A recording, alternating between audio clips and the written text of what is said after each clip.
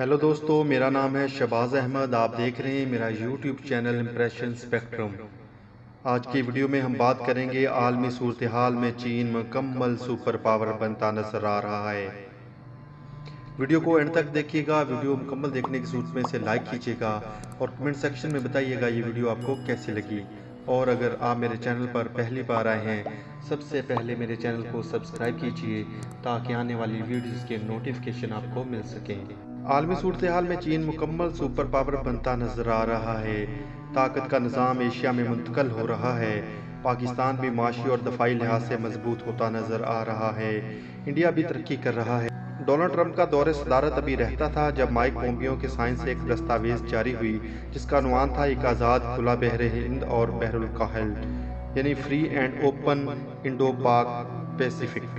30 सफ़ों पर मुश्तमिल इस्लाही अमल का ख्वाब वियतनाम में होने वाले 35 ममालिक की सूरत में देखा गया था, जब तमाम ममालिक चीनी इलाके में अमेरिका के दोस्त करार दिए गए, जिसकी अमेरिका के साथ दो तरफा तजारत का हुजम 2000 अरब डॉलर था। इन ममालिक के अलावा आसियान तंजीम के 10 ममालिक भी शामिल थे। इसमें वियतनाम काबिल जिक्र है, जिधर अमेरिका की डायरेक्ट सरमायाकारी 270 अरब डॉलर है। ये अमेरिका की चीन और जापान में की गई टोटल इन्वेस्टमेंट से भी ज्यादा है। इससे सबसे अहम हिस्सा था भारत अमेरिका की पार्टनरशिप का ऐलान, जो इलाकाई और आलमी चैलेंज का मुकाबला करने के लिए किया गया, जिसके मेंबर जापान, इंडिया, अमेरिका और ऑस्ट्रेलिया हैं। इसको एक खुशनुमा टाइटल दिया गया, जबकि इसका असल मकसद चीन की बढ़ती हुई माशी और इक़्तिसादी और दिफाई क़ुव्वत को रोकना है। यही वो अहदाफ हैं कि जिनके हसूल के लिए अमेरिका इस खित्ते में 33 मुल्कों के साथ अपना असर और रसूख बढ़ाएगा और मुसलसल दबाव में लाकर चीन के खिलाफ इस्तेमाल करना चाहता है। दुनिया में ऐसे इत्तेहादों का क़याम होता रहा है। ऐसे इत्तेहादों का क़याम पहली जंग अज़ीम में भी शुरू हुआ था, फिर जंग अज़ीम हुई, उसके बाद दूसरी जंग अज़ीम से पहले भी एक ऐसा इत्तेहाद बना और फिर एक जंग हुई। इसके बाद दुनिया दो ब्लॉकों में तकसीम हो गई, एक था सरमायादाराना निज़ाम और दूसरा कम्युनिस्ट ब्लॉक, और फिर एक सर्द जंग शुरू हो गई। उसके बाद नेटो और वर्सा जैसे बहुत से इत्तेहाद वजूद में आए, लेकिन ये गैर एलानिया जंगों और एक दूसरे को माशी तौर पर कमज़ोर करने से आगे ना बढ़ सके। ये बज़ाहिर दोस्ताना मगर दिलों में एक दूसरे के मुखालिफ थे। अफगानिस्तान में सोवियत यूनियन अफवाज के दाखिले और रूस की पसवाई ने सर्द जंग का खात्मा कर दिया। अब जो कुछ था अमेरिका ही था। और उसके बाद इराक और अफगानिस्तान पर हमलों के वक्त भी इत्तेहाद बने, मगर वो आलमी सतह के इत्तेहाद थे। पूरी दुनिया कमज़ोर ममालिक के खिलाफ अमेरिका के साथ मिल गई। आलमी गुंडागर्दी और दहशतगर्दी का ये 20 साला दौर, जो 26 दिसंबर 1991 को सोवियत यूनियन के खात्मे से शुरू हुआ था, अपने अख्ताम को पहुंच चुका और दुनिया आज फिर दो इत्तेहादों में तकसीम हो गई, जैसे जंग अज़ीम अव्वल और जंग अज़ीम दोम के वक्त तकसीम हुई थी।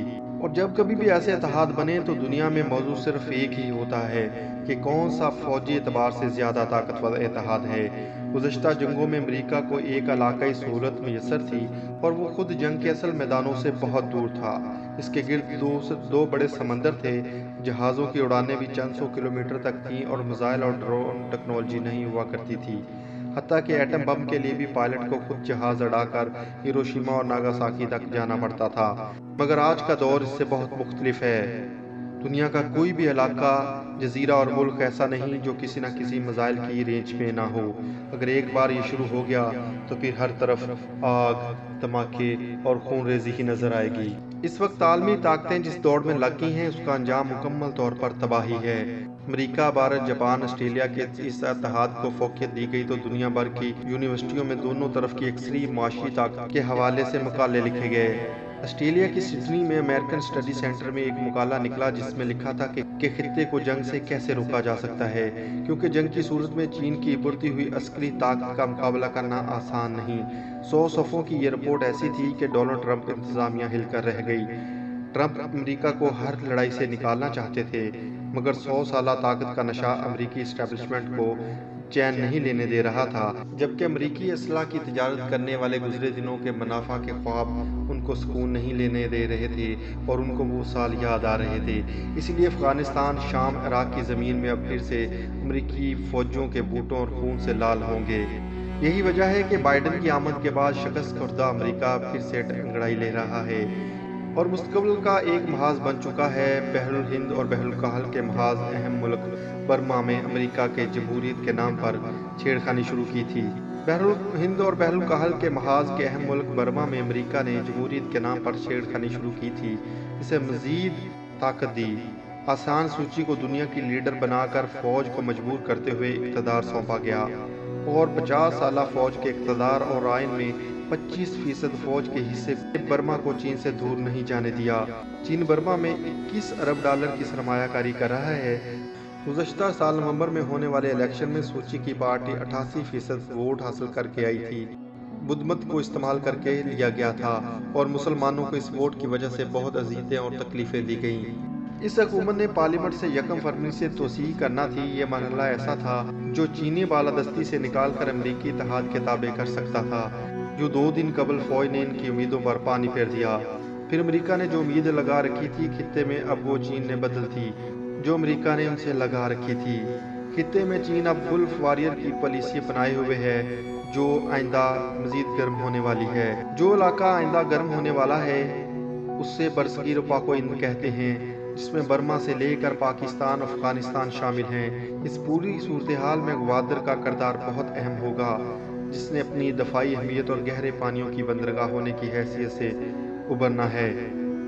جنگ کی صورت میں چائنا کا کاروبار نہیں رکے گا۔ پاکستان کا اگلا معاشی ہب بھی گوادر ہے، اور خطے میں عسکری توازن برقرار رکھنے کے لیے بھی گوادر بہت کردار اہم کرے گا۔ ناظرین، آج کی ویڈیو آپ کو کیسی لگی؟ اپنی رائے کو کمنٹ سیکشن میں ضرور بتائیے گا، اور اگر ابھی تک آپ نے میرے چینل کو سبسکرائب نہیں کیا تو سب سے پہلے چینل کو سبسکرائب کیجیے، تاکہ آنے والی ویڈیوز کے نوٹیفیکیشن آپ کو مل سکیں۔ میں ہوں شہباز احمد، آپ دیکھ رہے ہیں میرا یوٹیوب چینل امپریشن اسپیکٹرم۔